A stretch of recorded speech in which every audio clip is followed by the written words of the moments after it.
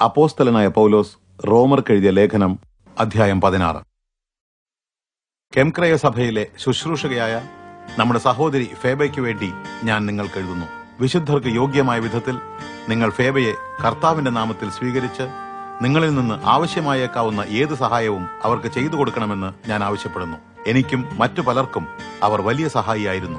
ക്രിസ്തു യേശുവിൽ എന്റെ സഹപ്രവർത്തകരായ പ്രിസ്കിലയെയും അക്വിലാവിനെയും എന്റെ അഭിവാദനം അറിയിക്കുവിൻ. അവർ എനിക്ക് വേണ്ടി ജീവൻ പണയപ്പെടുത്തിയവരാണ്. ഞാൻ മാത്രമല്ല, യഹൂദരുടേതല്ലാത്ത സകല സഭകളും അവരുടെ നന്ദിയുള്ളവരാണ്. അവരുടെ ഭവനത്തിൽ കൂടി വരുന്ന സഭയെയും അഭിവാദനം ചെയ്യുവിൻ. ഏഷ്യ പ്രവിശ്യയിൽ ക്രിസ്തുവിൽ ആദ്യഫലമായവനും എന്റെ പ്രിയ സ്നേഹിതനുമായ എപ്പൈനത്തോസിന് വന്ദനം പറയണം. നിങ്ങൾക്ക് വേണ്ടി വളരെ അധ്വാനിച്ച മറിയയ്ക്ക് വന്ദനം പറയണം. എന്നോടുകൂടെ ജയിലിലുണ്ടായിരുന്ന എന്റെ ചാർച്ചക്കാരായ അന്ത്രോണിക്കോസിനെയും യൂനിയാവിനെയും അഭിവാദനം ചെയ്യുക. അവർ അപ്പോസ്തലരിൽ മികച്ചവരും എന്നേക്കാൾ മുമ്പേ ക്രിസ്തുവിൽ വിശ്വസിച്ചവരുമാണ്. ഞാൻ കർത്താവിൽ സ്നേഹിക്കുന്ന അംപ്ലിയാത്തോസിന് വന്ദനം പറയുക. ക്രിസ്തുവിൽ നമ്മുടെ കൂട്ടുവേലക്കാരനായ ഉർബാനോസിനും എന്റെ പ്രിയമിത്രമായ സ്താക്കുവിനും വന്ദനം പറയണം. ക്രിസ്തുവിൽ അംഗീകാരയോഗ്യനായ അപ്പലേസിനെ അഭിവാദനം ചെയ്യുക. അരിസ്തോബുലോസിന്റെ ഭവനത്തിലുള്ളവരെ വന്ദനം ചെയ്യുക. എന്റെ ബന്ധുവായ ഹെരോദിയോന് വന്ദനം പറയുക.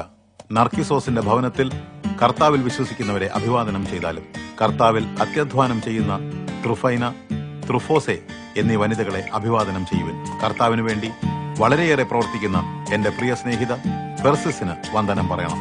കർത്താവിൽ തിരഞ്ഞെടുക്കപ്പെട്ടവരായ റൂഫോസിനെയും എനിക്കും അമ്മയായ അവന്റെ അമ്മയെയും അഭിവാദനം ചെയ്യുവിൻ. അസുംക്രിത്തോസിനും പ്ലഗോനും ഹെർമോസിനും പത്രോബാസിനും ഹെർമാസിനും കൂടെയുള്ള സഹോദരർക്കും വന്ദനം ചൊല്ലുക. ഫിലോലോഗോസിനും യൂലിയയ്ക്കും നെരിയൂസിനും അവന്റെ സഹോദരിക്കും ഒലിമ്പാസിനും അവരുടെ കൂടെയുള്ള സകല വിശുദ്ധർക്കും വന്ദനം പറയണം. എല്ലാവരും വിശുദ്ധ ചുംബനത്താൽ പരസ്പരം അഭിവാദനം ചെയ്യുവിൻ. ക്രിസ്തുവിന്റെ സകല സഭകളും നിങ്ങൾക്ക് ആശംസകൾ അയക്കുന്നു. സഹോദരരെ, നിങ്ങൾ പഠിച്ച ഉപദേശത്തിന് വിപരീതമായി നിങ്ങളുടെ ഇടയിൽ ഭിന്നിപ്പുണ്ടാക്കുകയും ഇടർച്ച വരുത്തുകയും ചെയ്യുന്നവരെ സൂക്ഷിച്ചുകൊള്ളണമെന്ന് ഞാൻ നിർബന്ധമായി ആവശ്യപ്പെടുന്നു. അവരിൽ നിന്ന് അകന്നു നിന്നുകൊള്ളണം.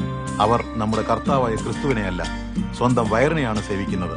ചക്കരവാക്കും മുഖസ്തുതിയും കൊണ്ട് അവർ ശുദ്ധഗതിക്കാരുടെ ഹൃദയങ്ങളെ വഞ്ചിച്ചു കളയുന്നു. നിങ്ങളുടെ അനുസരണത്തെപ്പറ്റി എല്ലാവരും കേട്ടിരിക്കുന്നു. അതുകൊണ്ട് എനിക്ക് നിങ്ങളെ സംബന്ധിച്ച് വളരെ സന്തോഷമുണ്ട്. എന്നാൽ നിങ്ങൾ നന്മയെക്കുറിച്ച് അറിവുള്ളവരും തിന്മയെ സംബന്ധിച്ച് നിഷ്കളങ്കരുമായിരിക്കണമെന്ന് ഞാൻ ആഗ്രഹിക്കുന്നു. സമാധാനത്തിന്റെ ദൈവം വേഗത്തിൽ സാത്താനെ നിങ്ങളുടെ കാൽക്കീഴിൽ ചതച്ചു കളയും. നമ്മുടെ കർത്താവായ യേശുവിന്റെ കൃപ നിങ്ങളോടുകൂടെ ഉണ്ടായിരിക്കട്ടെ. എന്റെ സഹപ്രവർത്തകനായ തിമോഥെയോസും ബന്ധുക്കളായ ലൂക്യോസും യാസോനും സോസിപത്രോസും നിങ്ങളെ അഭിവാദനം ചെയ്യുന്നു.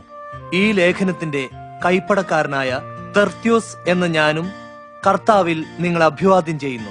എനിക്കും ഇവിടുത്തെ സഭയ്ക്ക് മുഴുവനും ആതിഥ്യം നൽകുന്ന ഗായോസ് തന്റെ ആശംസകൾ നിങ്ങൾക്ക് അയക്കുന്നു.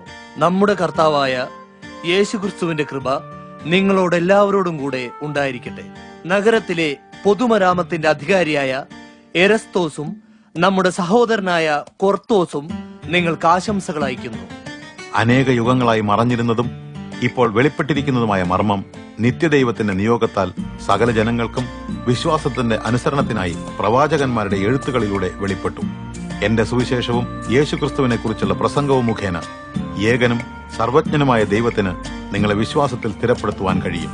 അവിടത്തേക്ക് യേശുക്രിസ്തുവിലൂടെ എന്നേക്കും മഹത്വമുണ്ടാകട്ടെ. ആമേൻ.